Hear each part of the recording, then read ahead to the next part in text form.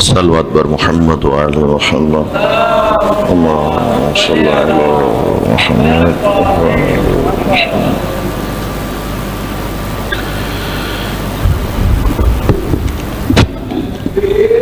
الله أكبر. رسول الله يا علي. اللهم صل على محمد وآل محمد. أعوذ بالله من الشيطان الرجيم. بسم الله الرحمن الرحيم.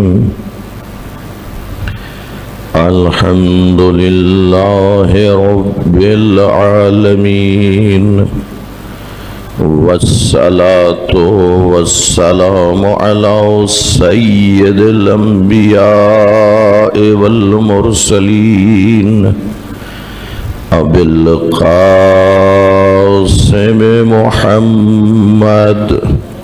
اللهم صل على محمد وآل محمد وآله الطيبين الطاهرين المعصومين.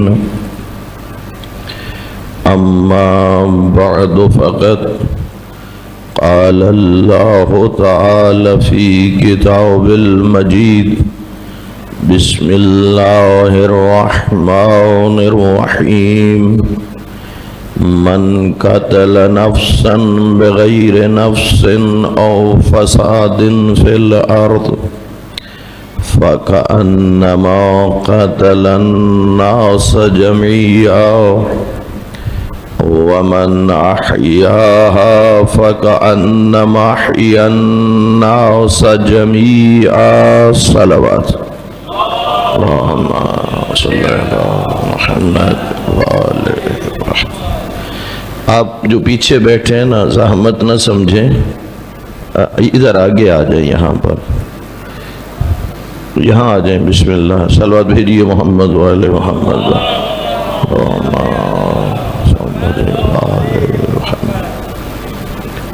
سامعین محترم،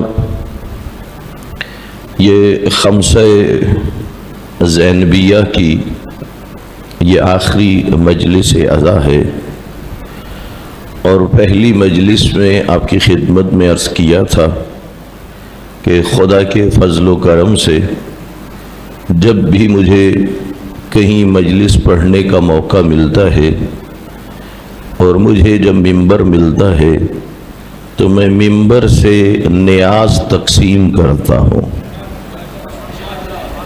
اور وہ نیاز گھر بیٹھ کے تیار کرتا ہوں، اور نیاز اللہ کے کلام اور معصوم کے فرمان سے تیار ہوتی ہے.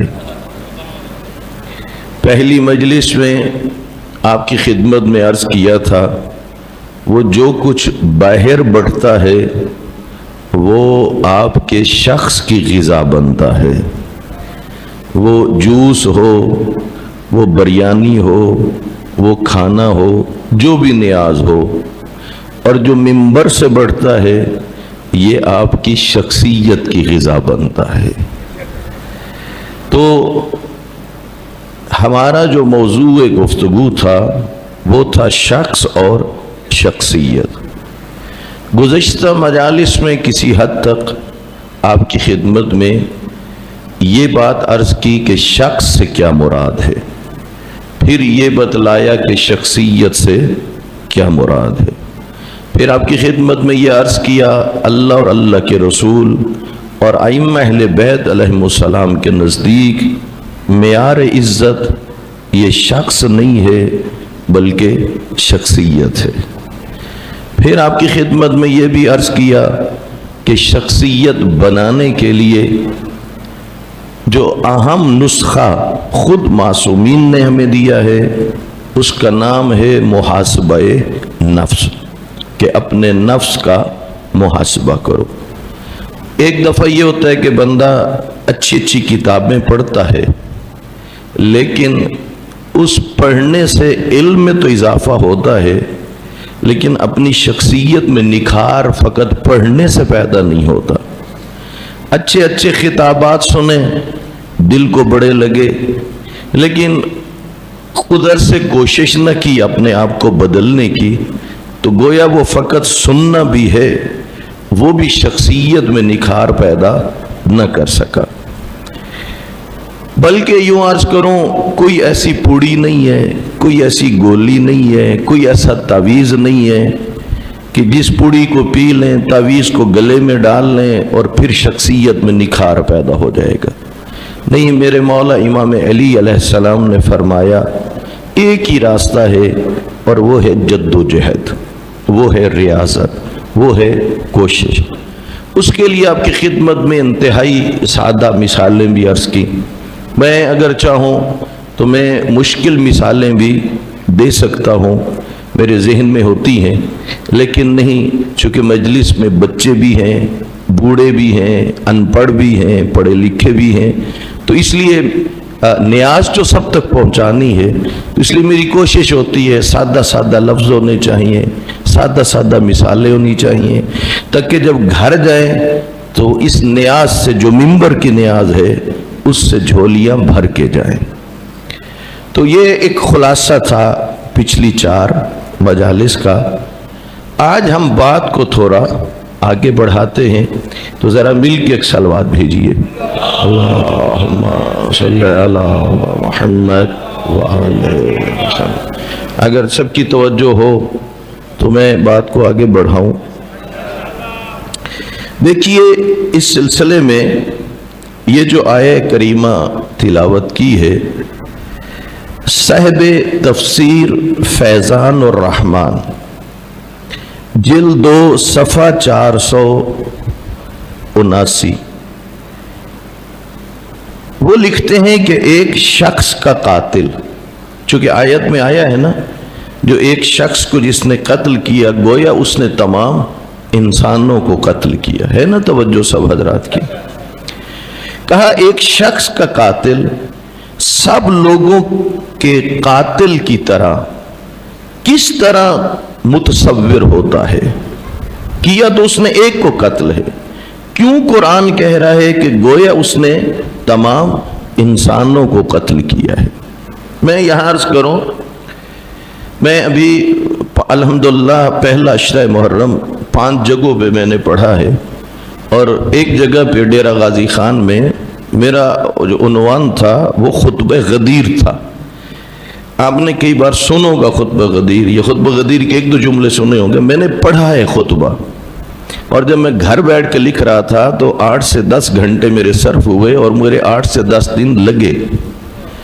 یعنی میں واجب سمجھتا ہوں فضائل اہل بیت کو بیان کرنا، اور میری یوٹیوب پہ، فیس بک پہ مجالس موجود ہے، میں پڑھتا ہوں فضائل، میں مصائب بھی بہت پڑھتا ہوں، لیکن پوری مجلس دیکھا جاتا ہے کس جگہ کون سا موضوع ہے، اور پھر اسی موضوع کی مناسبت سے وہ گفتگو ہوتی ہے۔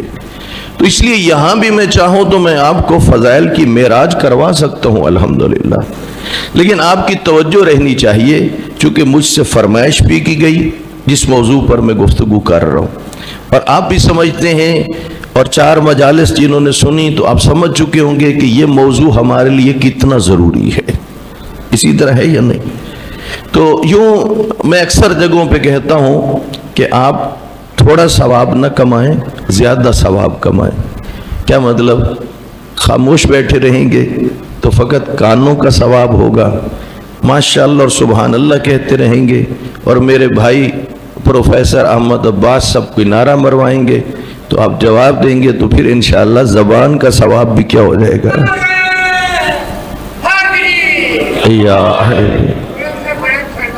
اللہم صلی علی محمد مجھے آپ نے ایسی جگہ بٹھایا ہے، میں سب کے چہرے دیکھ رہا ہوں، آپ کی توجہ جتنی زیادہ ہوگی 1 گھنٹے میں نیاز اتنی زیادہ آپ تک پہنچے گی، آپ کی توجہ کم ہوگی تکرار کرنا پڑے گا، اور نیاز بھی آپ تک کیا ہوگی؟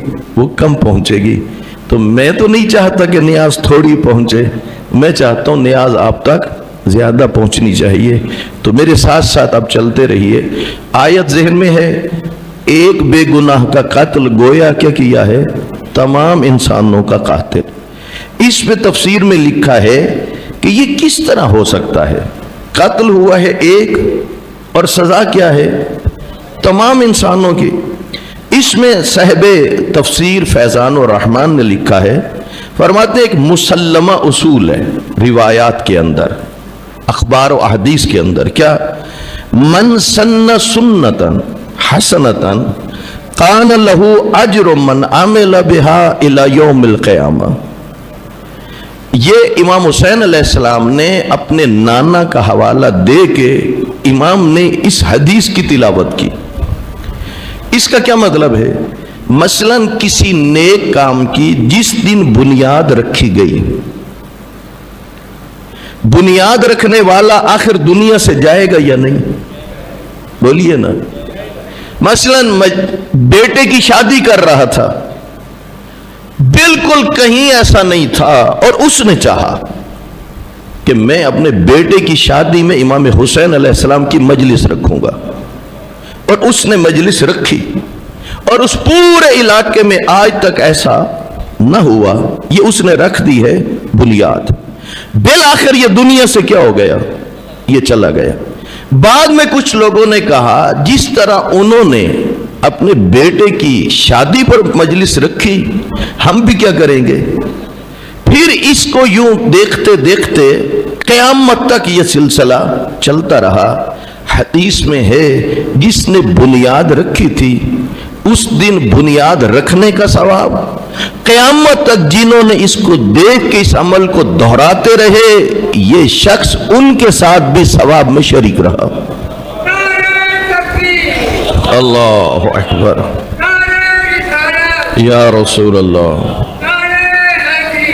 یا اہل زندہ باد، زندہ باد، مردہ آباد، مردہ آباد، یا اللہم صلی علی محمد وآلہ وسلم۔ توجہ فرما رہے ہیں۔ دوسری طرف ومن سن سنتا سیئتا، دوسری طرف وہ شخص کہ جس نے ایک برے کام کی بنیاد ڈال دی۔ مثلا اس کے علاقے میں پہلے کبھی نہیں ہوا تھا، اس نے کہا نہیں بیٹے کی شادی کروں گا تو اس پہ بڑا رقص اور سرور ہوگا، اس پہ ناچنے والوں کو بلاؤں گا، اس پہ شراب کی محفل ہوگی۔ یہ ایک بندے نے ایک بنیاد رکھ دی، اس دن بھی گناہگار ہوا، اور اس کو دیکھ کے جنہوں لوگوں نے قیامت تک اس کو دہراتے رہے تو یہ شخص ان کے گناہ میں بھی کیا رہا؟ یہ شریک رہا۔ من سن سنتا سیئتا کان لہو وزر من عمل بها الى یوم القیامہ۔ بنیاد رکھنے والے دن بھی اور جب تک یہ عمل دہراتے رہے گا یہ کیا ہوتا رہے گا؟ یہ شریک۔ اب توجہ چاہتا ہوں، یعنی ایک شخص شادی پر مجلس کی بنیاد رکھ رہے، ایک شخص شادی پر رقص و سرور اور شراب کی، تو اب دیکھیے اس نے بنیاد رکھنے والے نے تو ایک دفعہ یہ کام کیا۔ توجہ چاہتا ہوں، سوال یہ تھا ایک شخص کا قتل تمام انسانوں کے قتل کے برابر کیسے ہو گیا؟ یہ بات ذہن میں یہ نہیں۔ اس کی وجہ ہماری روایات اور احادیث میں ایک اصول بیان ہوا ہے احمد بھائی، ایک اصول کیا بیان ہوا ہے؟ جس دن کام کی بنیاد رکھی اس دن نیک کام کو اسے اجر ملا، اور قیامت تک اگر ہزاروں لوگوں اس کو دیکھ کے نیک کام کرتے رہے تو یہ تو نہیں ہے نا زندہ، لیکن یہ ثواب میں کیا ہوتا رہا؟ شریک ہوتا رہا۔ یہ ہے اصول۔ اور جس نے برے کام کی بنیاد رکھی دنیا سے چلا گیا، بعد والوں نے اسے دیکھ کے کیا، تو اس وقت تو نہیں تھا، بعد جب دنیا سے چلا گیا اور بعد میں کسی شادی میں رقص سرور شراب ناچ گانا یہ تو نہیں تھا وہاں، لیکن حدیث کہہ رہی ہے کہ یہ بھی ان کے ساتھ کیا ہے؟ یہ شریک ہے، چونکہ انہوں نے کس کو دیکھا ہے؟ اس اس اصول کی بنیاد کو سمجھ کے اب آیت کے اس مطلب کو سمجھ سکتے ہیں کہ کس طرح ایک شخص کا قاتل تمام لوگوں کا قاتل بن جاتا ہے۔ آئے ذرا اب اگلی بات سمجھیے، وہ جو اہل بیت پیغمبر کی عظمت اور شان، اتنی عظمت و شان کے پیغمبر آیہ تطہیر بیٹی کے در پہ رک کے پڑھا کرتے تھے۔ یہ کیا چیز تھی بھلا؟ اصحاب دیکھ رہے ہوتے تھے کہ اس گھر میں رہنے والوں کی شان و منزلت کیا ہے، پیغمبر بتلا رہے ہیں۔ اب مجھے اتنا بتلائیے، سب سے پہلے جنہوں نے اس گھر کی حرمت کو پامال کیا، سب سے پہلے جنہوں نے اہل بیت پر ظلم کیا، سب سے پہلے جنہوں نے اہل بیت کے تقدس کو پامال کیا، گویا انہوں نے ایک بنیاد رکھ دی اور آنے والے لوگوں کی جھجک اتر گئی۔ وہ جو ایک تھا حیا، وہ جو ایک تھا بھرم، وہ جو ایک تھا لحاظ، وہ بنیاد رکھنے والوں نے کیا کر دیا؟ اس کو ختم کر دیا۔ آنے والے لوگوں کی جھجک کیا ہو گئی؟ وہ اتر گئی۔ تو اس کا مطلب یہ ہوا کہ اس ظلم کی بنیاد رکھنے والے، اس حرمت کو پامال کرنے والے، یہ قیامت تک جو بھی اہل بیت پہ ظلم کرتا رہے گا، یہ اس کے ساتھ شریک ہوتے رہیں گے۔ بات پہنچ رہی ہے نہیں پہنچ رہی؟ اس لیے ذرا سمجھیے اس بات کو، کس طرح ایک قتل کی وجہ سے انسان تمام لوگوں کے قتل کا جرم اپنے کندھوں پہ لے لیتا ہے۔ اب یہاں پر مخفی نہ رہے کہ وارثان علم قرآن یعنی سرکار محمد و آل محمد علیہ السلام کی احادیث میں اس قتل کرنے اور زندہ کرنے کی تعویل خدا بندگان خدا کو ہدایت کرنے اور گمراہ کرنے سے کی گئی ہے۔ سمجھیے، یہ جو آیت میں آیا جس نے ایک انسان کو قتل کیا یا جس نے ایک انسان کو زندگی عطا کی، ایک اس سے مراد یہ ہے کہ یہ مادی جو وجود ہے اس شخص کو قتل کرنا اور اسے زندگی عطا کرنا، لیکن احادیث اہل بیت میں آیا ہے، اس کی جب تعویل ائمہ اہل بیت نے بتلائی، انہوں نے فرمایا بڑا مطلب یہ ہے شخص سے قتل سے بھی بڑھ کر اس کی شخصیت کو قتل کر دینا۔ شخصیت کے قتل سے کیا مراد ہے؟ یعنی ایک انسان کو گمراہ کر دینا۔ یعنی ایک طرف حضرت امام جعفر صادق علیہ السلام سے حدیث ہے، اسی آیت کے ذیل میں حدیث امام کی، امام سمجھا رہے ہیں ایک مرتبہ ایک انسان ایسی گفتگو کرتا ہے جس کی وجہ سے ایک دوسرا انسان ہدایت سے ہٹ کے گمراہی کی طرف چلا جاتا ہے، اور ایک مرتبہ ایک گمراہی میں تھا اور اس کی گفتگو سے وہ راہ راست پہ آ جاتا ہے۔ امام فرما رہے ہیں بظاہر تو لگ رہا ہے کہ اس شخص کا قتل اور اس شخص کی زندگی، لیکن فرما رہے ہیں کہ اس کی جو تعویل ہے اور اس کا جو اندر کا بیان ہے وہ یہ ہے کسی ہدایت یافتہ کو گمراہ کرنا گویا اسے قتل کرنا ہے، اور کسی گمراہ کو ہدایت دینا گویا اسے کیا ہے؟ زندگی عطا کرنا ہے۔ اب یہاں ذرا سمجھیے، وہ جو کسی شخص کا قاتل ہوتا ہے جرم بڑا ہے، لیکن اس جرم کی تلافی کے امکانات ہیں، تو جو فرما رہے ہیں نہیں، اس جرم کی وارث چاہے تو کیا کرے؟ وہ معاف کر دے، قصاص بھی ہے، توجہ فرما رہے ہیں نہیں، لیکن جو کسی کی شخصیت کا قاتل ہوتا ہے، جو کسی کو گمراہ کر دیتا ہے، اس کی تلافی کا کوئی چانس نہیں ہے۔ اب یہاں ذرا توجہ کریں، یہاں دیکھیے کیا وجہ ہے۔ کربلا میں ہم دیکھتے ہیں تو حضرت امام حسین علیہ السلام جب شہید ہوتے ہیں تو گویا وہاں پر شخص کشی ہوئی۔ پھر جب ہم دیکھتے ہیں کہ وہ لوگ اس خوف سے اگر بتا دیا کہ کربلا میں نبی کا نواسہ مارا گیا، کہیں بغاوت نہ ہو جائے، تو انہوں نے باغی کہنا شروع کر دیا، تو پھر انہوں نے امام حسین کی شخصیت کو قتل کرنا شروع کر دیا۔ آج کیا کچھ ہو رہا ہے ذرا غور فرمائیے. آج کیا ہو رہا ہے؟ آج یہ ہو رہا ہے کہ بہت بڑی تعداد ہے ایسے لوگوں کی جو ممبروں پہ آتے ہیں، رب جانے وہ مامور ہیں اس کام پر، یا وہ جاہل ہیں، یا خود سمجھتے نہیں ہیں، انہیں ادراک نہیں ہے. بہرحال جو بھی وجوہات ہیں، تو کچھ تعداد ان لوگوں کی بھی موجود ہے جو امام حسین کے مقصد کو قتل کر رہے ہیں. کس طرح قتل کر رہے ہیں؟ اس طرح کہ وہ لوگوں کے عقائد بگاڑ رہے ہیں. نام دیتے ہیں کہ ہم آپ کو ولایت سنا رہے ہیں، اور ہوتا کیا ہے؟ مشرکانہ گفتگو کرتے ہیں. ولایت اور فضائل اور چیز ہے، اور مشرکانہ گفتگو کیا ہے؟ وہ اور چیز ہے. اور پھر صورتحال یہ ہے کہ کئی دفعہ ایسا ہوتا ہے اس طرح کی گفتگو کرتے ہیں کہ لوگوں کے دلوں سے خوف خدا نکال دیتے ہیں. اس طرح گفتگو کرتے ہیں کہ لوگوں کے دلوں میں یہ بات آتی ہے کوئی اہمیت نہیں ہے نماز کی، کوئی اہمیت نہیں ہے روزے کی، اور لوگوں کو وہ کیا بنا رہے ہیں؟ وہ بے عمل بنا رہے ہیں لوگوں کو. یعنی عقائد بھی بگاڑ رہے ہیں، لوگوں کے دلوں سے خوف خدا بھی نکال رہے ہیں، اور لوگوں کو بے عمل بھی بنا رہے ہیں. اور ادھر لوگ بن کیوں رہے ہیں؟ یہ سنیے وجہ کیا ہے. کچھ ذمہ داریاں سامعین پر بھی آتی ہیں. کب کوئی جاہل کامیاب ہوتا ہے؟ کب کامیاب ہوتا ہے؟ جب اس کے چاہنے والے نہ سمجھ ہوتے ہیں، جب اس کے چاہنے والے حق اور باطل کی پہچان نہیں رکھتے، جب اس کے چاہنے والے خود وقت نکال کر ریسرچ نہیں کرتے، تحقیق نہیں کرتے، جس کا نتیجہ یہ ہوتا ہے کہ وہ جاہل کیا ہو جاتا ہے؟ وہ کامیاب ہو جاتا ہے. آپ جائیے، آپ ملتان میں ہیں، ملتان میں ہر مرض کا آپ کے پاس ماہر پروفیسر موجود ہے. جب وہ MBBS کرتے ہیں تو کہ پوری باڈی کو نہیں پڑھتے ہیں، پھر وہ کرتے ہیں تخصص یعنی اسپیشلسٹ.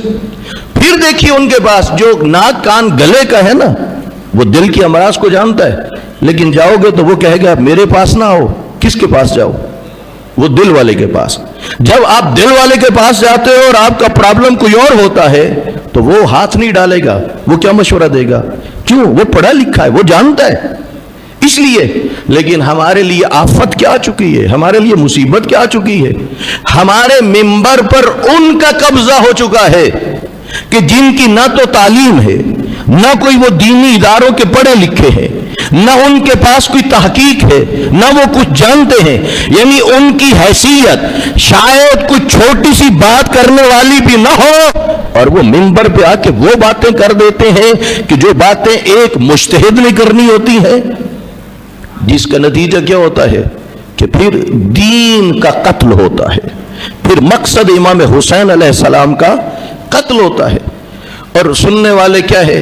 انہی کی باتوں کو وہ سمجھ رہے ہوتے ہیں کہ یہ بڑی مجلس ہو گئی. مجھے اتنا بتلائیے، آج اگر یوسف زہرا آ جائے اور وہ مجلس میں بیٹھے ہوں، اور اس مجلس میں بیٹھ کے اس طرح کی گفتگو ہو رہی ہو کہ وہاں پر مشرکانہ گفتگو ہو، کیا یوسف زہرا اس پڑھنے والے کی مجلس کو قبول کر لیں گے؟ اس بانی مجلس کی مجلس کو قبول کر لیں گے؟ سننے والوں کی مجلس کو قبول کر لیں گے؟ نہیں. ذرا سنیے، میں قرآن آپ کی خدمت میں بیان کرتا ہوں. صلوات بھیجیے محمد وآل محمد پر. اللہم صلی علی محمد وآل یا. سورہ آراف ہے، آیت نمبر ہے 6. وَلَنَسْأَلَنَّ الَّذِينَ أُرْسِلَ إِلَيْهِمْ وَلَنَسْأَلَنَّ الْمُرْسَلِينَ. خدا کہہ رہے میں ضرور پوچھوں گا ان سے جن کی طرف میں نے رسول بھیجے، یعنی آپ اور مجھ سے.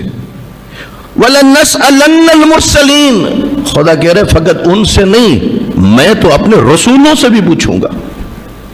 توجہ فرما رہے یا نہیں؟ پھر سورہ نحل آیت نمبر 93 میں خدا فرما رہا ہے وَلَتُسْأَلُنَّ عَمَّا كُنْتُمْ تَعْمَلُونَ. اور تم سے پوچھا جائے گا تم کیا کرتے رہے تھے. میں نے تیسری مجلس محاسبہ نفس پہ پڑھی تھی، آپ کو یاد ہوگا کہ محاسبہ نفس کے بغیر شخصیت سازی ممکن ہی نہیں ہے. سوال کیا جائے گا نا. آئیں ذرا قرآن میں دیکھیں کہ کس طرح سوال ہوا. سورہ مائدہ ہے، آیت نمبر 116 ہے، وَإِذْ قَالَ اللَّهُ يَا عِيسَى ابْنَ مَرْيَمَ أَأَنْتَ قُلْتَ لِلنَّاسِ اتَّخَذُونِي وَأُمِّيَ إِلَٰهَيْنِ مِن دُونِ اللَّهِ، اور وہ وقت یاد کرو جب اللہ نے فرمایا اے عیسی ابن مریم، کیا آپ نے لوگوں سے کہا تھا کہ اللہ کے سوا مجھے اور میری والدہ کو خدا بناؤ؟ یعنی ایک اللہ خدا ہو گیا، ایک میں اور ایک میری والدہ۔ پھر کیا ہوا؟ حضرت عیسیٰ نے کہا قال سبحانک ما یکون لی ان اقول ما لیس لی بحق، عیسیٰ نے عرض کی تو پاک ہے، میں ایسی بات کیسے کر سکتا ہوں جس کا مجھے کوئی حق ہی نہیں۔ تو جو فرما رہے ہیں، پھر حضرت عیسیٰ نے کیا کہا ان کنت قلتہ فقد علمتہ، پروردگارہ اگر میں نے ایسا کچھ کہا ہوتا تو تجھے اس کا علم ہوتا، کیونکہ تو میرے دل کی بات جانتا ہے لیکن میں تیرے اسرار نہیں جانتا، یقیناً تو ہی غیب کی باتیں خوب جاننے والا ہے۔ حضرت امام علی علیہ السلام نے فرمایا مثلی فی هذه الامہ کمثل عیسی ابن مریم فقد احبہ قوم فغالوا فی حبہ فہلکوا فقد ابغضہ قوم فہلکوا۔ مولا علی نے فرمایا امت پیغمبر میں میری مثال عیسی ابن مریم جیسی ہے، جیسے ان کے بارے میں ایک قوم نے ان سے محبت کی، محبت میں حد سے بڑھ گئے اور غلو کیا اور انہیں خدا بنا لیا اور وہ گمراہ ہو گئے، اور ایک قوم نے ان سے بغض رکھا اور وہ بھی کیا ہو گئے؟ گمراہ ہو گئے۔ مولا علی فرماتے ہیں امت پیغمبر میں ایک گروہ میری محبت میں آ کے وہ بھی غلو کرے گا اور مجھے خدا کے ساتھ ملا دے گا، جیسے نصیریوں کا عقیدہ ہے، فرمایا وہ ہلاک ہو جائیں گے۔ جو مجھ علی سے بغض رکھے گا، بغض رکھنے والا بھی ہلاک ہو جائے گا۔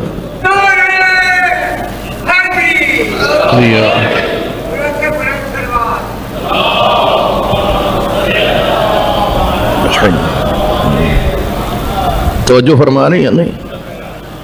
اس لیے ایک بندہ سبزی بیچتا ہے اور اس میں اگر وہ دھوکہ دیتا ہے، کرانے کی دکان میں سودے میں دھوکہ دیتا ہے، کسی اور چیز میں دھوکہ دیتا ہے، مجرم ہے لیکن اس کا جرم قابل تلافی ہے۔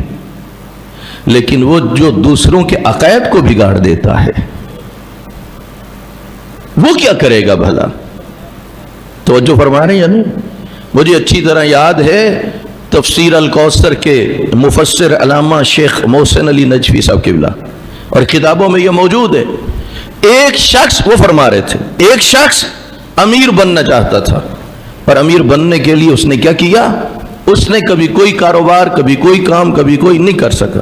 پھر اس زمانے میں اس نے یہ پروگرام بنایا کہ میں مبلغ بنتا ہوں۔ اب نبی جس طرح بتاتے تھے تو وہ تو کہتے تھے اللہ کی اطاعت کرو پھر جنت ملے گی، اس نے مقابلے میں بڑی سستی جنت بیچنی، مال تو بہت اکٹھا ہو گیا، لیکن ایک وقت آیا کہ جب اسے لگ رہا تھا کہ اب میں نے دنیا چھوڑنی ہے، اس وقت دل میں خوف پیدا ہوا یہ مال تو ادھر ہی رہ جائے گا اور وہ شہرت اور وہ سب کچھ ختم، آگے کیا کروں گا؟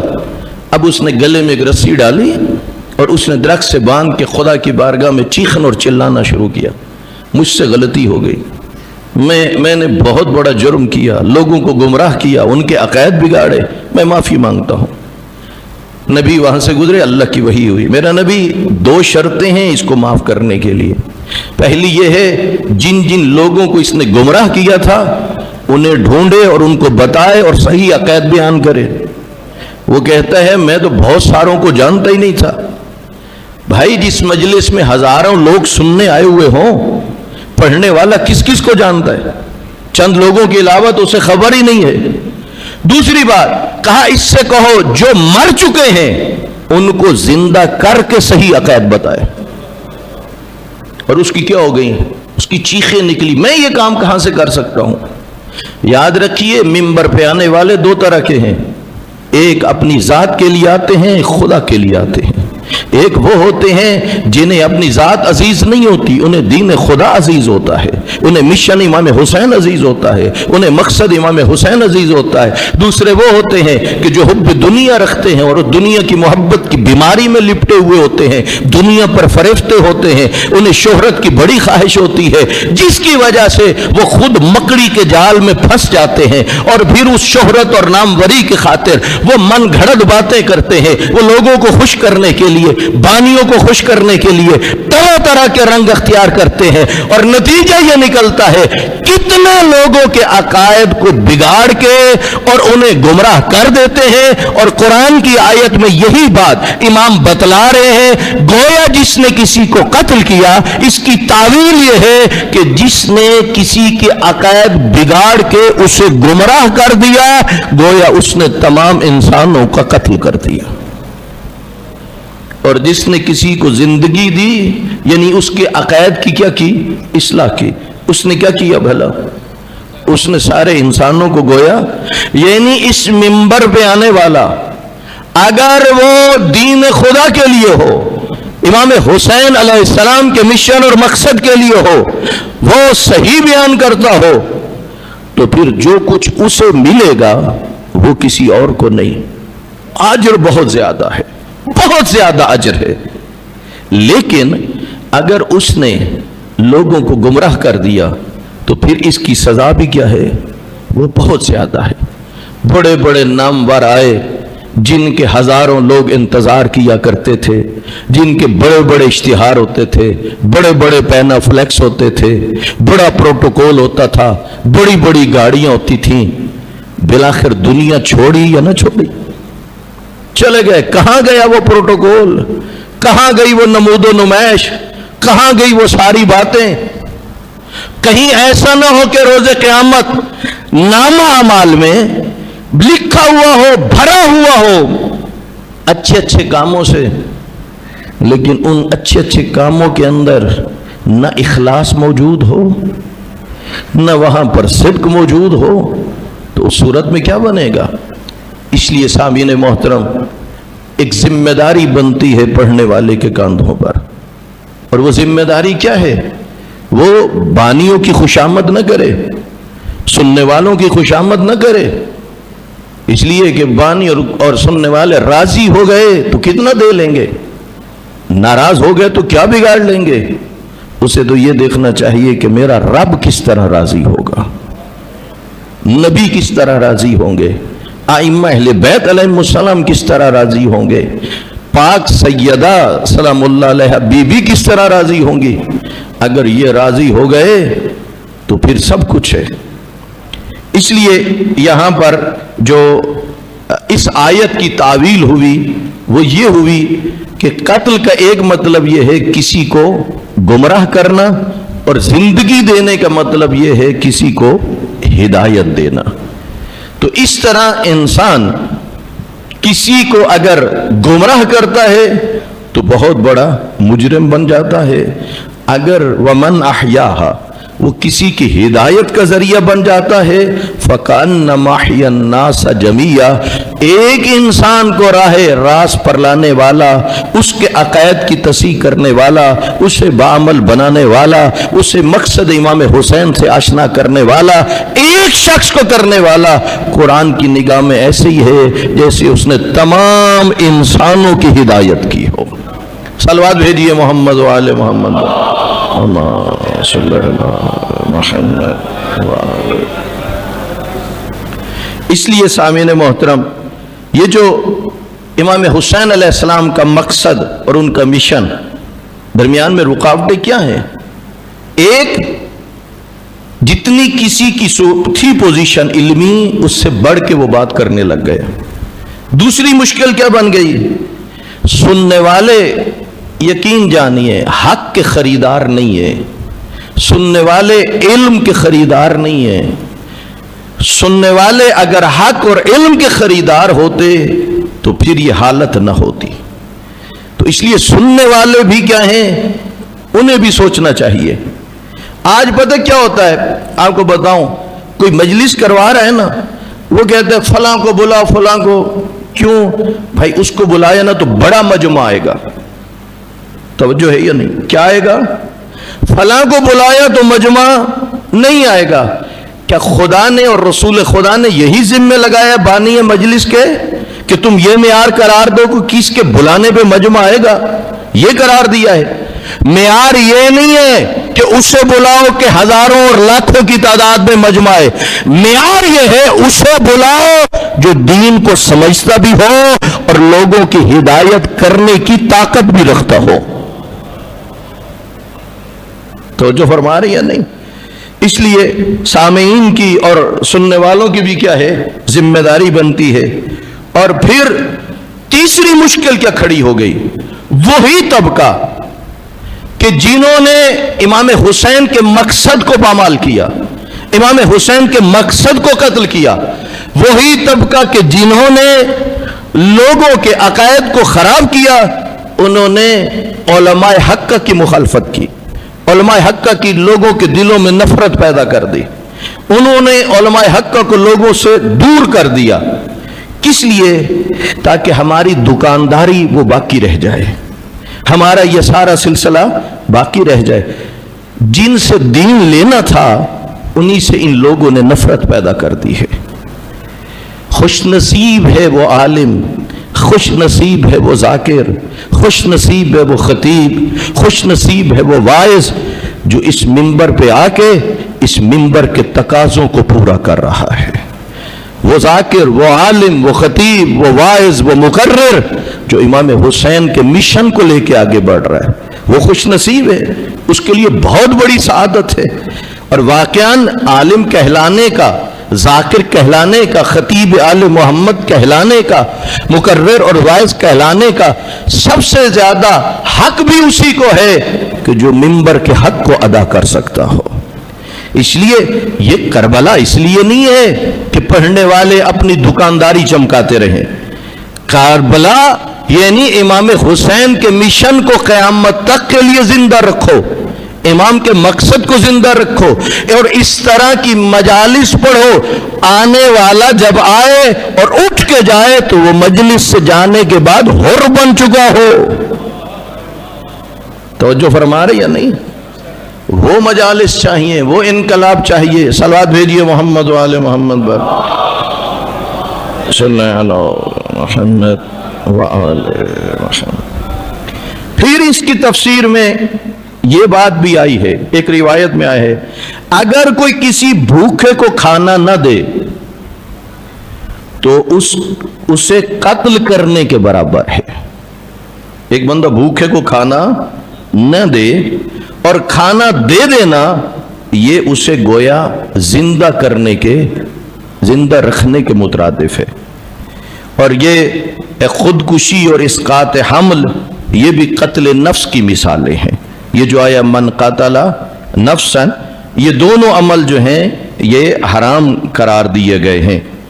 تو یوں آیت کا ظاہری طور پر اگرچہ مادی موت و حیات کے بارے میں ہے ظاہری ترجمہ اس آیت کا جو عنوان گفتگو ہے، لیکن اس سے زیادہ اہم وہ ہے مانوی حیات و موت، یعنی کسی شخص کو ہدایت کرنا یہ زندگی ہے، اور کسی شخص کو گمراہ کر دینا یہ کیا ہے؟ یہ موت ہے۔ صلوات بھیجیے محمد و آل محمد، اللہم صلی علی محمد و آل۔ اور یہ جو روز قیامت پوچھا جائے گا نا، سورہ تکاثر ہے، ثم لتسألن یومئذ عن النعیم، روز قیامت تم سے پوچھا جائے گا نعمتوں کے بارے میں۔ امام سے پوچھا گیا مولا اس سے کیا مراد ہے؟ یہ کھانے پینے والی نعمتیں؟ امام نے فرمایا نہیں، اس نعیم سے مراد کھانے پینے کی چیزیں نہیں۔ کیوں؟ امام نے کہا اللہ اس سے بلند ہے کہ وہ یہ پوچھے کہ تم نے کیا کیا کھایا اور پیا۔ کہا پھر مولا کیا مراد ہے؟ کہا اس نعیم سے مراد محمد و آل محمد کی محبت ہے، یعنی اس بارے میں پوچھا جائے گا کہ تم دنیا میں محمد و آل محمد کی محبت رکھتے تھے یا نہیں رکھتے تھے۔ اور پھر سورہ صافات کی آیت ہے، آیت نمبر 24، واقفوہم انہم مسئولون، انہیں ٹھہراؤ ابھی ان سے ایک سوال ہونا ہے۔ میں اگلے دن ایک اہل سنت عالم کو سن رہا تھا اور وہ بیان کر رہے تھے، کہتے ہیں قبر میں 3 سوال، رب کے بارے میں، نبی اور دین کے بارے میں۔ ہمارے ہاں زیادہ سوال ہیں جو تلقین میت میں ہیں، ان کے ہاں 3 سوال۔ کہا روز قیامت فیصلہ ہو جائے گا، اور وہ سوائے کے محرقہ کا حوالہ دے رہا تھا وہ اہل سنت عالم دین۔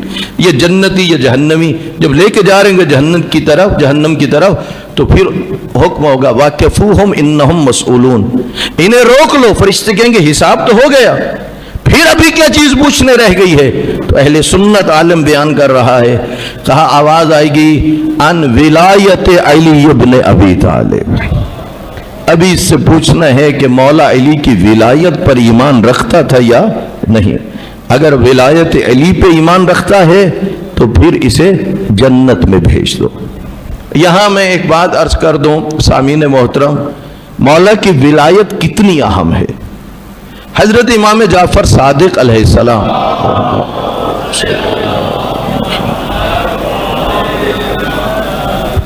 میرے مولا نے ارشاد فرمایا، کہا جب پروردگار عالم نے میدان غدیر میں حکم دیا میرا نبی اپنے بھائی علی اور ان کے 11 بیٹوں کی امامت اور ولایت کا اعلان کرو، پیغمبر نے حکم خدا سے اعلان کر دیا۔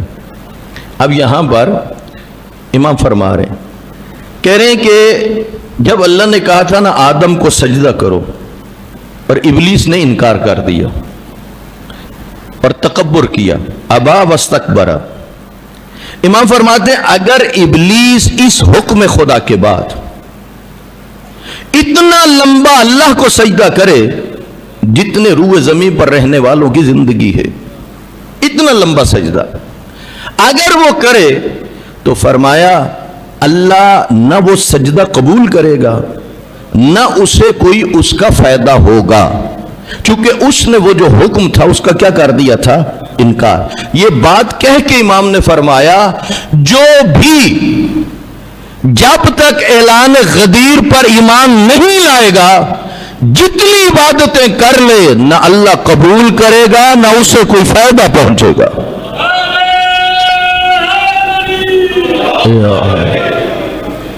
توجہ فرما رہے یا نہیں؟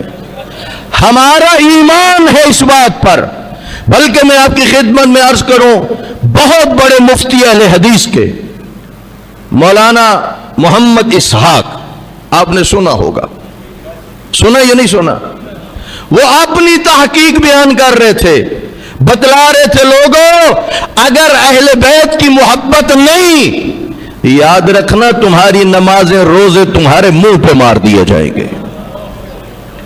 ہمارا ایمان ہے اس بات پر، توجہ چاہتا ہوں، لا الہ الا اللہ پر ایمان رکھنے والا، محمد رسول اللہ پر ایمان رکھنے والا، تمام تر اعمال خیر انجام دینے والا، اگر اس نے علی ولی اللہ پر ایمان نہ رکھا، علی کے بیٹوں کی امامت اور ولایت پر ایمان نہ رکھا، تو ہمارے پاس مسلمہ آیات و حدیث ہے، ہماری تحقیق ہے، جو شخص مولا علی کی ولایت کا منکر ہے اللہ اس سے نہ عقیدہ توحید قبول کرے گا نہ عقیدہ نبوت قبول کرے گا نہ اس کا کوئی عمل قبول کرے گا۔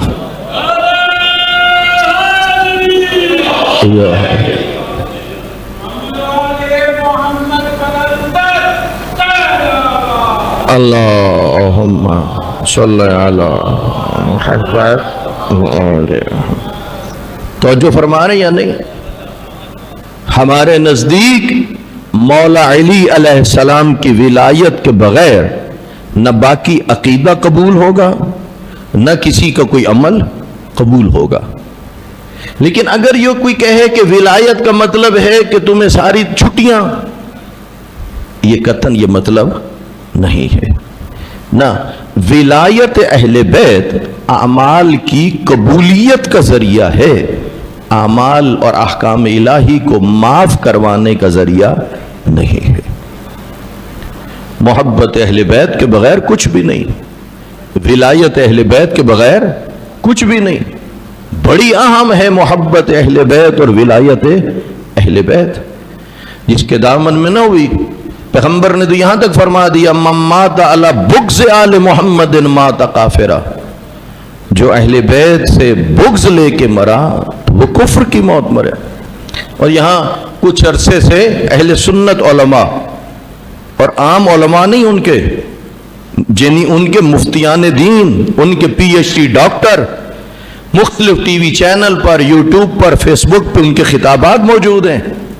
اور ایک اہل سنت عالم نے کیا خوبصورت آیت مباہلہ کا ترجمہ کیا. کہا وہ جو انفس آیا ہے اور انفس کی جگہ پیغمبر مولا علی کو لے کے آئے تو وہ اس طرح وضاحت کر رہے تھے. وہ کہہ رہے تھے کہ علی نفس مصطفیٰ ہے. پھر وہ کہتے ہیں اور آسان کرتے ہیں، کہتے ہیں نفس مصطفیٰ کا مطلب ہے جان مصطفیٰ. بولیے بولیے بولیے، نفس مصطفیٰ کا کیا مطلب ہے؟ جان مصطفیٰ. وہ اہل سنت عالم کہہ رہا ہے، توجہ چاہتا ہوں، وہ عالم کہہ رہا ہے، کہا جو علی سے بغض رکھتا ہے وہ علی سے نہیں لڑتا، وہ جان مصطفیٰ سے لڑتا ہے.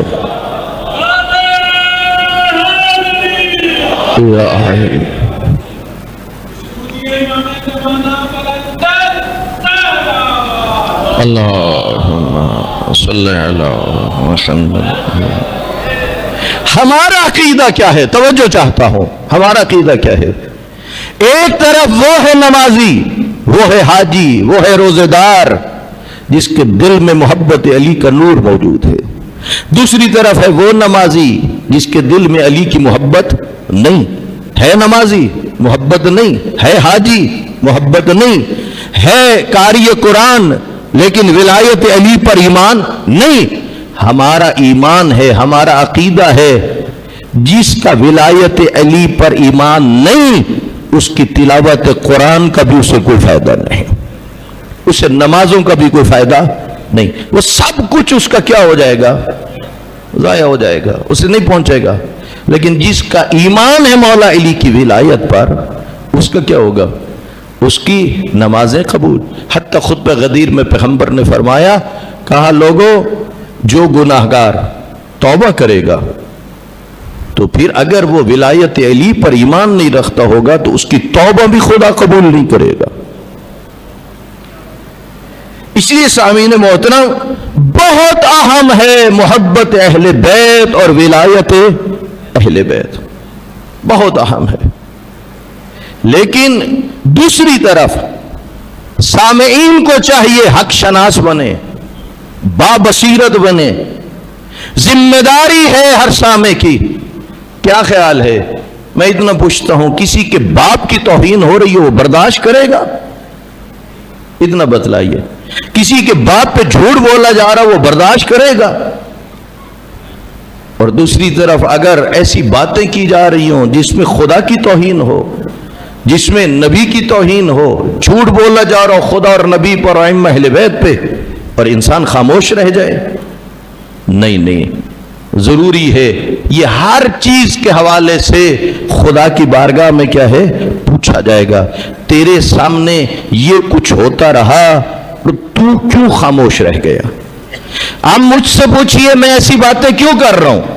اس لیے کہ میں نے پہلی مجلس میں کہا تھا میں آپ تک کربلا کا پیغام پہنچانا چاہتا ہوں.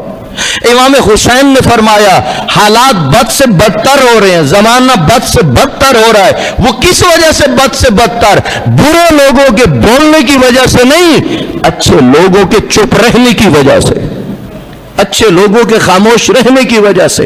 مولا علی فرماتے ہیں امر بالمعروف اور نہی عن المنکر جس معاشرے میں ترک ہو گیا اس معاشرے کے اوباش سر اٹھا کے چلیں گے، شرفا کو سر جھکانا پڑ جائے گا. پھر میں مولا نے ارشاد فرمایا کوئی اس لیے امر بالمعروف اور نہی عن المنکر نہ کرے کہیں وقت سے پہلے موت نہ آ جائے، کہیں میرا رزق بند نہ ہو جائے. تو علی مولا نے فرمایا اس کی پرواہ نہ کرو، جو وقت مقرر ہے اس سے پہلے کوئی تمہیں مار نہیں سکتا، جو اس نے رزق لکھ دیا ہے وہ مرنے سے پہلے تجھ سے چھینا نہیں جا سکتا. اس لیے ہر ایک کی ذمہ داری کیا ہے؟ آج یہ ذمہ داری ہے کہ امام حسین کے مشن کو زندہ رکھا جائے، امام حسین کے مقصد کو زندہ رکھا جائے، پیغمبر کی سنتوں کو زندہ رکھا جائے. اگر کہیں کوئی بدعت پیدا ہو رہی ہو، کہیں کوئی بدعت سر اٹھا رہی ہو تو پھر اس بدعت کا مل کر خاتمہ کرنا چاہیے، اس کے لیے رکاوٹ پیدا کرنی چاہیے. یہ ہے اصل ذمہ داری. اور اسی کے لیے امام نے فرمایا انما خرجتو لطلب الاصلاح فی امت جدی، میں اس لیے نکل رہا ہوں تاکہ اپنے نانے کی امت کی اصلاح کر سکوں. توجہ فرما رہے ہیں یا نہیں؟ اس لیے سامعین محترم، نہایت یہ اہم بات ہے، بات لمبی نہ ہو جائے. میں آپ کو چونکہ یہ خمسہ زینبیہ تھا اور ضروری تھا کہ اس حوالے سے کچھ پردے پر بھی بات ہوتی، لیکن میں ایک نظم 1-1.5 منٹ کی آپ کو پردے پہ سنانا چاہتا ہوں تاکہ خمسہ زینبیہ کا یہ پیغام بھی پہنچ جائے. اور خصوصاً جو میری مائیں بہنیں سن رہی ہیں ان تک یہ پیغام پہنچا رہا ہوں، اور آپ بھی پہنچائیے. ہے فاطمہ زہرا کی کنیزوں سے گزارش، ہے فاطمہ زہرا کی کنیزوں سے گزارش، کردار کی طاقت سے زمانے کو ہلا دو. تم زینب و کلثوم کے خطبوں کی امین ہو، خوابیدہ خواتین کے ذہنوں کو جگا دو. سمجھو کہ شمر اب بھی ردا کھینچ رہا ہے. یہ ٹچ موبائل کے اوپر کتنی بہودگی آ چکی ہیں، کیا کیا دکھایا جا رہا ہے، جس کے نتیجے میں پردہ کس طرح ختم ہوتا جا رہا ہے. پھر سمجھیے، ہے فاطمہ زہرا کی کنیزوں سے گزارش، کردار کی طاقت سے زمانے کو ہلا دو. تم زینب و کلثوم کے خطبوں کی امین ہو، خوابیدہ خواتین کے ذہنوں کو جگا دو. سمجھو کہ شمر اب بھی ردا کھینچ رہا ہے، تم سنت زینب میں ذرا پردہ بنا دو.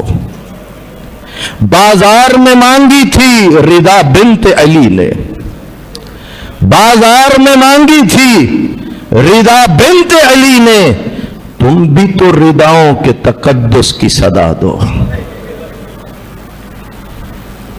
اے عزادارو، آخری مجلس ہے اور آج اس بی بی کا مصائب پڑھنا ہے. برے صغیر میں جسے سکینہ کہتے ہیں، اور شام اگر زیارات پہ جائیں تو وہاں اسی بی بی کو رقیہ بنت الحسین لکھا ہوا ہے. جب زیارت نامہ اٹھاتے ہیں تو لکھا ہوا ہے کوئی 3.5-4 سال کی عمر تھی. آؤ اس بی بی کے کچھ مصائب بیان ہو جائیں. آخری خمسہ زینبیہ کی عزادارو یہ مجلس ہے. میں قربان جاؤں، جب امام حسین کی شہادت ہو گئی، امام کا رہوار جس کی زین ڈھلی ہوئی تھی اور سیدھا خیموں کی طرف آیا تھا، اور دب خیمہ پہ جب کھڑا تھا تو سر جھکا کے کھڑا تھا، اور یہ حیوان اپنی نگاہوں کو، پلکوں کو نیچے کر کے آنسو بہ رہے تھے، تو یہی 3.5-4 سال کی بچی پوچھ رہی تھی، یا جواد ابی حل کوٹلا اتشان نمسو کیا، ہو میرے بابا کا گھوڑا، مجھے اتنا بتلا، پیاسا جو تھا کسی نے پانی بھی پلایا تھا. یہی بچی ہے عزادارو، جب شام غریبہ تھی نا، شام غریبہ، غریبوں کی شام ہو، جب جس حملہ ہوا بدماش خیموں میں آ گئے، خیمے جل گئے، وہ جس طرح نمازی کے ہاتھ میں تسبیح اور دھاگا ٹوٹ جائے دانے بکھر جاتے ہیں، یوں اہل بیت کے بچے بکھر چکے تھے. اس وقت میری آقا زادی جناب زینب کبریٰ نے کہا، بہن ام کلثوم آؤ بچوں کو تلاش کرے، اور وہ بچی نہیں نظر آ رہی جو بھائی حسین کے سینے پر سونے والی ہے. جب یہ بیویاں دفنوں چلی تھی تو دیکھ رہی تھی، ایک جگہ سے آہستہ آہستہ آواز آ رہی تھی، بابا میری چادر چھن چکی ہے، گوشوارے لٹ چکے ہیں، بابا کانوں سے لہو بہ رہا ہے. ادھر گئی اور بچی کو اٹھا کے سینے سے لگا لیا. پوچھا بیٹی تجھے کیسے پتا چلا؟ یہی تیرے بابا کا لاشا ہے، ہر طرف جو لاشیں بکھرے. अजरुको अल्लाह। कहा फूफी अम्मा जब मैं खैमे जले बदमाश दाखिल हुए, मेरे गोशवारे छिन गए, चादर छिन गई, मैं बाबा बाबा करके दौड़ी। फूफी अम्मा इधर से आवाज आई थी, इलैया इलैया, आ मेरी लाडू, आ मेरा सीना हाजिर है। ऐ अज़ादारो, ये उम्र तो थोड़ी थी, इसी बच्ची ने बड़े मसाइब देखे, अल्लाह आपका पुरसा कबूल करे। ऐ अज़ादारो, जिन्होंने इस खमसे मजालिस में हिस्सा मिलाया, अल्लाह इन सब की ये खिदमत कबूल करे। कभी जंगलों का सफर, कभी सहराओं का सफर, कभी दिन का सफर, कभी रात का सफर। एक ऐसी जगह आई अज़ादारो जहां पर ये बीबी बेसाख्ता अपने उस ऊंट की पुष्प जिस पे बैठी थी गिरिया कर रही थी, रो रही थी। सिपाही ने झिड़क के कहा, ये रिवायत मलकुल उलमा अल्लामा मलिक इजाज साहब ने पढ़ी है, इससे मिलती जुलती अल्लामा अख्तर अब्बास साहब की किताब में है। अज़ादारो, ये बच्ची रोई, सिपाही कहता है चुप कर जाए बच्ची। बच्ची का गम और बढ़ गया। उस वक्त वो कहता है उसको दिया बिनतल खारजी, ओ बागी की बेटी चुप क्यों नहीं करते। उस वक्त में साख्ता रो के कहती है, या अबता कद कतलू का जुल्मन व अतशाना व सम्मू का खारजिया। हाय बाबा, तुझे प्यासा जिबा कर दिया, फिर ये तुझे बागी भी कहते हैं। उस जालिम ने कोई ऐसा जुल्म किया, बच्ची ऊंट की पुष्ट से जमीन पे गिर गई, काफिला आगे बढ़ने लगा। बच्ची गिरी, बेहोश हो गई। जब होश में आई इतना कहने लगी, या बता कद तरक्तनी वहीदन फरीदा, बाबा मुझे अकेला छोड़ दिया। इतना कहना था, वो नेजा जिसकी नोक पे इमाम हुसैन का सर था वो जमीन में गड़ गया। सिपाही खींचता है, बाहर नहीं आता। वो सिपाही शेमर को बताता है, शेमर ताजियाना लेके आगे बढ़ा। उधर जिधर आबिद बीमार है, आके पुष्प सतरें लिखना शुरू कर दी। उस वक्त ज़ैनब कुबरा तड़पी, क्यों मारते हो मेरे बीमार में। इमाम ने पूछा किस लिए जुल्म कर रहे हो। कहा आपके बाबा के सर वाला नेज़ा जमीन में गड़ गया। इमाम आहिस्ता आहिस्ता चले। शेखुल जामे अख्तर अब्बास सब अल्लामा अख्तर अब्बास सब की किताब में लिखा है, करीब आके कहा बाबा बाबा क्या हुआ। इमाम हुसैन की आंखों से आंसू बहने लगे, रुखसारों पे जारी हुए, रीशे मुबारक में जिनकी छोटी छोटी बेटियां ओ मैं कुर्बान।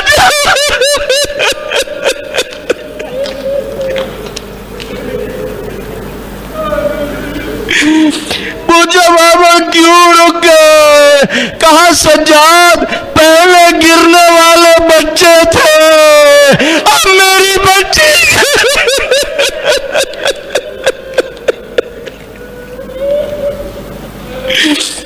सज्जाद मेरी बच्ची गिर गई, अब मैं कैसे आगे बढ़ूं। उस वक्त ज़ैनब कुबरा उतरी, तेजी से पीछे चलने लगी। मंजर क्या देखा, मलकुल उलमा मलिक इजाज साहब पढ़ते हैं। मंजर ये था, सामने एक स्याह बुरके वाली बीबी अपनी गोद में बच्ची को लिए हुए है, प्यार कर रही है। ज़ैनब कुबरा ने कहा अली की बेटी तेरा शुक्रिया अदा करती है। स्याह बुरके वाली बीबी, तूने मेरे भाई की बच्ची को संभाला, इसमें बड़ा जुल्म हुआ है। आवाज आई जरा करीब आओ। जब बीबी करीब गई, चेहरे से नकाब उल्टा, पहचाना नहीं। ज़ैनब में तेरी माँ ज़हरा।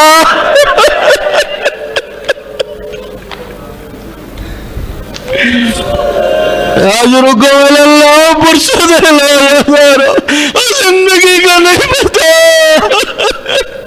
इमाम حسین کے سینے پہ سونے والی۔ اب اگلی روایت سنیے، یہ اس عالم کی ہے جو مفسر قرآن بھی ہے، شہید انسانیت لکھی، علامہ سید علی نقی، جو مشہور ہے نقن کے نام سے۔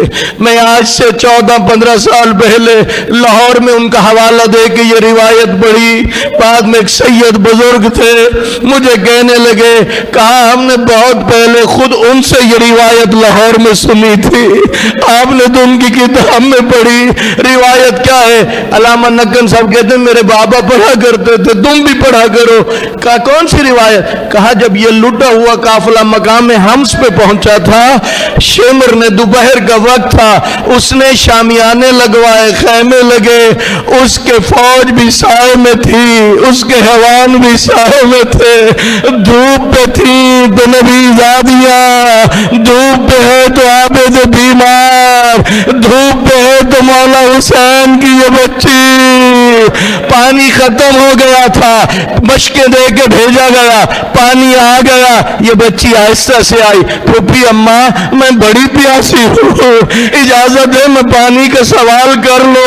کہا بیٹا حرج نہیں ہے، آپ کے بابا نے بھی پانی مانگا تھا، لیکن یہ بڑے کمینے دیں گے نہیں۔ عزادارو سنو گے یہ جملہ؟ کہا اچھا اجازت ہے، اتمام حجت کر لو۔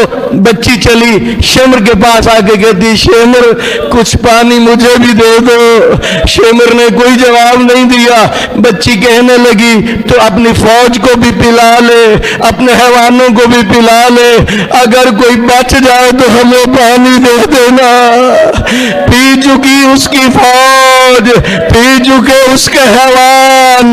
بچی قریب جب وہ پانی پلا رہے تھے ایک جگہ بیٹھی رہی، کبھی اپنی پھپھی کو دیکھتی ہے، کبھی پانی کی طرف دیکھتی ہے، کبھی امام سجاد کی طرف دیکھتی ہے۔ ہو سکتا یہ بھی دل میں ہو جب پانی ملے گا اپنے بھائی کے گرم زنجیروں پہ ڈالوں گی، یہ زنجیر ٹھنڈے ہو جائے۔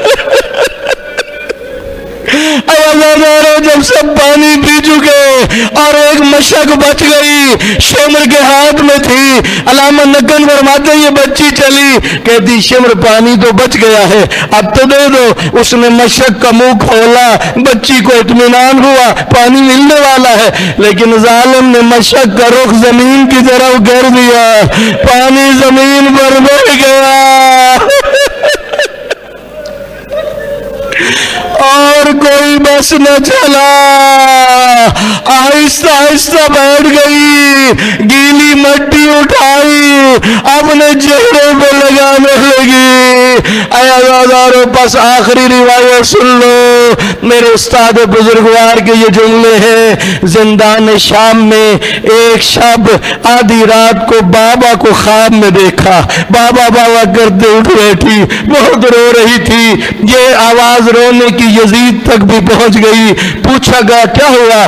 کہا بابا کے لیے بے چین ہے۔ تو پھر امام حسین کا سر مل گیا، ایک تش میں رکھا ہوا تھا، سامنے لا کے رکھ دیا۔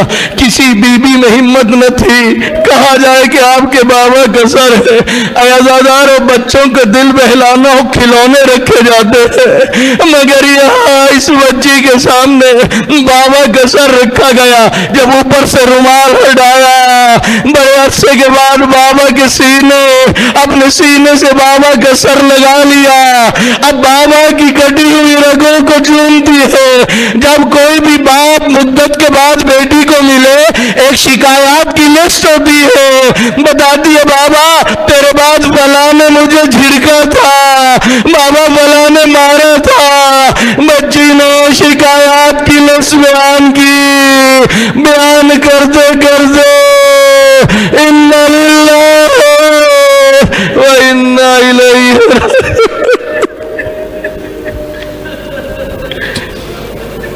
أَلَا لَعْنَةُ اللَّهِ عَلَى الْقَوْمِ الظَّالِمِينَ۔